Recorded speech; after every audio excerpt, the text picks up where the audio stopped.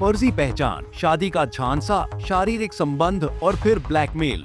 जी हाँ, करनाल से एक कथित लव जिहाद का मामला सामने आया है। मोनू राणा नामक युवक पर आरोप है कि उसने अपनी पहचान कर छुपाकर एक 34 साल की तलाकशुदा हिंदू महिला को अपने जाल में फंसाया और फिर उसका भरोसा जीतकर उसका शारीरिक शोषण किया। पीड़िता इस बात से अनजान थी कि वो जिसके साथ रह रही है असल में उसका नाम मोनू नहीं बल्कि गफ्फार राणा है। गफ्फार की सच्चाई उजागर होने के बाद वो महिला और उसकी बच्ची के साथ दुर्व्यवहार और मारपीट करने लगा। पीड़िता की शिकायत पर पुलिस ने आरोपी मोनू राणा उर्फ गफ्फार को गिरफ्तार कर लिया है। पीड़िता ने बताया कि वह आरोपी के साथ बीते 16 माह से रह रही थी। आरोपी ने उसे शादी का झांसा दिया, बाद में रवैया बदल गया और टॉर्चर करने लगा। कमरों में सीसीटीवी कैमरे लगा रखे थे जिनके जरिए निजी पलों के वीडियो अपने मोबाइल में रिकॉर्ड कर लिए। जी, एक मोनू राणा के नाम का लड़का है उर्फ गफ्फार राणा, जिसने अपनी इंस्टा आईडी में मोनू राणा लिख रखा है और आईडी में उसका गफ्फार राणा है। और ओल्ड बस स्टैंड की बैक साइड में उसकी शॉप है सनशाइन सैलून के नाम से। 21 नंबर शॉप नंबर है उसका, जो कि मुझे 2024 में मिला था 5 जून को। और उसके बाद मेरे को 16 महीने हो गए उसके साथ रहते रहते। उसने जिस दिन से मिला है उस दिन से लेके 1 मंथ छोड़ के सिर्फ उसके बाद उसने मुझे टॉर्चर, मारपीट, मेरे पैसे सब कुछ गुड़िया को मारपीट में ही रख रखा है, माइंड वॉश करके। 16 महीने के बाद मैं 1.5 महीना हो गया अब ठीक हुई पे। जो उसने मेरे हालात किए हैं किसी के साथ भी ना हो। हिंदू जात का कह के मिला था, उसके बाद मुस्लिम निकला वो। और मैंने जब ये पूछने की कोशिश करी कि तू मुसलमान है तो बोलता है कि नहीं, किसने कहा तुझे मैं मुसलमान हूँ। तो फिर आपने अब क्या कार्रवाई करवाई है मैम? जी, उसने मुझे लास्ट टाइम मारने की धमकी दी है कि मैं तुझे मार दूंगा, तू कहीं भी कोर्ट भी कचहरी जिस भी न्यूज़ में जिस में भी आना है आ जा, मैं तुझे जिंदा नहीं छोड़ूंगा। ना मैं पैसे देता ना तुझे कुछ देता। चलो पैसे की तो एक अलग से मैटर है, कोई बात नहीं भी देगा तो, लेकिन जो उसने मेरे साथ और मेरी गुड़िया के साथ किया वो किसी के साथ भी ना हो। किस चीज़ के पैसे आपसे ले रहे हैं? क्रेडिट कार्ड यूज़ कर रखा है, बैंक यूज़ कर रखा है। आज झूठ बोल रहा है कि मैंने कोई पैसे नहीं देने, मेरे पास सारे प्रूफ है उसके खिलाफ। तो आप लिव इन में रह रहे थे उसके साथ? जी, उसने मुझे शादी का झांसा दे रखा था कि मैं शादी करूंगा।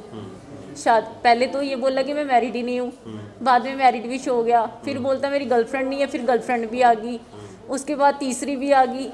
ऐसे तो कोई भी नहीं रहेगा ना, आप ये देखो। फिर अगर मैं पूछती हूँ तो मारता है मुझे कि तेरा हक नहीं बनता, मैं एक आदमी हूँ चाहे मैं 10 जनानियाँ रखूँ, तू एक औरत है। आज वो मुझे गंदी बता रहा है कि मैं गंदी, अगर मैं गंदी थी तो मेरे से पैसे क्यों लिए, मुझे यूज़ क्यों किया उसने। फर्स्ट डे बीच में कभी उसने ये भी कहा कि तुम भी धर्म चेंज करो? कभी कभी बोल देता था वो।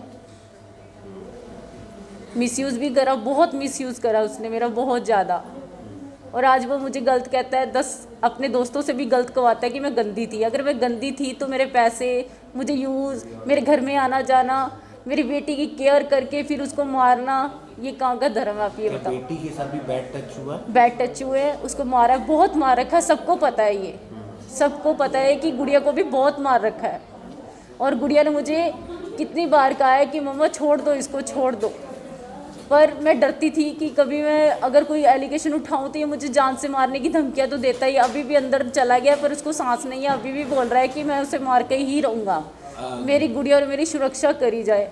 गिरफ्तार हो गया है वो? गिरफ्तार हो गया, अंदर चला गया है। आपने क्या शिकायत दी थी?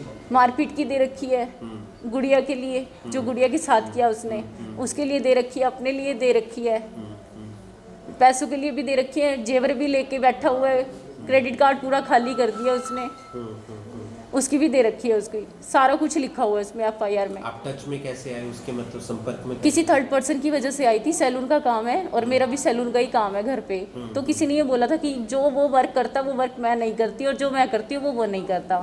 तो उन्होंने ये बोला था कि ये स्किन का काम है, आप इसका नंबर ले लो सर का, और जब भी क्लाइंट आया करेंगे आपको बुला लिया करेंगे।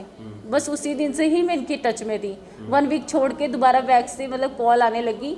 1 वीक तो बात नहीं हुई स्टार्टिंग में, फिर इन्होंने जैसे मेरा नंबर सेव कर लिया कि मैडम की जरूरत तो पड़ी जाती है, तो उसके बाद इसने अपनी शॉप पे, इसका पीछे पार्टीशन पड़ा था कि यहाँ पे काम खोल ले, तो यहाँ कर ले। सारा घर का सामान खुद लेके गया और खुद ही जोड़ा, और उसके बाद बोलने लग गया कि कोई नहीं, तेरी लड़की और तू अकेली है, मैं दोनों का खर्चा भी उठ लूँगा, रख लूँगा, क्योंकि देखो बेसहारा औरत तो अपना मांगती है। चलो कोई बात नहीं, बच्चा बड़ा हो रहा है, देखो कल को ये चली जाएगी तो मैं किसके सहारे भी हूँ। मानती हूँ कि मैंने गलती करी है, एक हिंदू समझ के मुस्लिम के साथ लगी, मेरी बहुत बड़ी गलती है ये। शुरू में आपको कुछ नहीं मालूम था? कुछ भी नहीं पता था मुझे इसके लिए। इसने जब तक मेरा माइंड वॉश कर चुका था, ये मन मंथ के अंदर ही कर चुका था ये मेरा।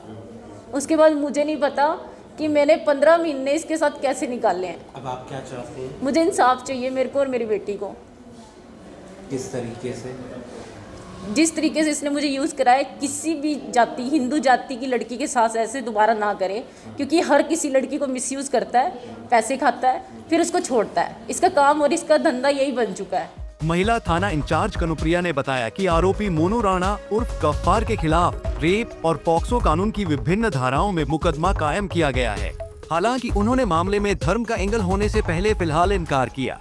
जी, ये एक क्राइम अगेंस्ट वुमेन, महिला विरुद्ध अपराध की एक हमें सूचना मिली थी और उसने एक लिखित दरखास्त दी, जिसके बाद हमने तुरंत एफआईआर दर्ज की और 3 तारीख को ये एफआईआर दर्ज हुई है और 4 तारीख को हमने बंदा अरेस्ट करके और जो आरोपी था वो जेल में भेज दिया। मामला क्या है मैम? रेप का मैटर है जी। इसमें पॉक्सो की धारा भी ऐड हुई है ना? हाँ, पॉक्सो भी है उसमें और माँ और बेटी का मैटर है।